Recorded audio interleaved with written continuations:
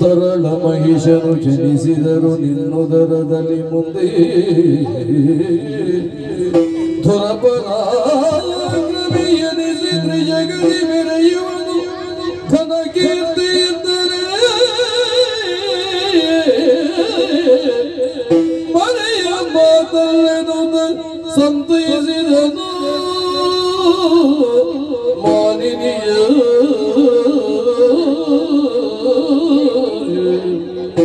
ಮನಗಲಿರು ಮಾಲಿನಿ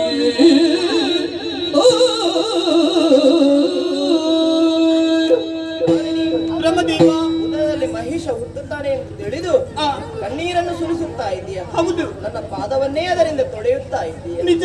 ಹೀಗಾಗುವುದಕ್ಕೆ ಬಲವಾದಂತಹ ಕಾರಣವೇ ಇದೆ. ಏನು ತಂದೆ? ನೀನು ಮಹಿಷಿ ರೂಪವನ್ನ ಅಂತ ತಪಸ್ಸನ್ನು ಮಾಡಿದ್ದರಿಂದ ಇಲ್ಲೇ ಸನಿಹದಲ್ಲಿ ತಪಸ್ಸನ್ನಾಚರಿಸುತ್ತಾ ಇದ್ದಂತಹ ಮುನಿ ಸುಪಾರ್ಶ್ವಕನ ತಪಸ್ಸು ಭಂಗಗೊಂಡಿತು. ಹೌದು. ಇದರಿಂದ ಕುಪಿತಗೊಂಡಂತಹ ಆತ ನಿನಗೆ ಶಾಪವನ್ನೇ ಕೊಟ್ಟಿದ್ದಾನೆ.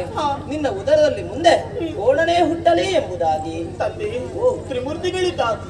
ನಿಮಗೆ ಈ ಶಾಪಕ್ಕೆ ಪರಿಮಾರ್ಜನೆ ನೀಡುವುದಕ್ಕೆ ಸಾಧ್ಯವಿಲ್ಲವೇ? ಪರಿಹಾರವನ್ನು ಮಾಡಬಹುದಿತ್ತು.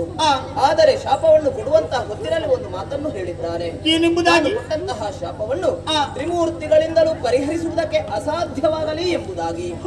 ಆದ್ದರಿಂದ ನೀನು ಚಿಂತಿಸುವಂತ ಅಗತ್ಯವಿಲ್ಲ. ಚಿಂತಿಸದ ಮತ್ತೇನು ಮಾಡಲಿ ಸ್ವಾಮಿ? ರೂಪದಲ್ಲಿ ಕೋಣನೆ ಆದರೂ ಬುದ್ಧಿಯಲ್ಲಿ ಮಾತ್ರ ಜಾಣನಾಗುತ್ತಾನೆ.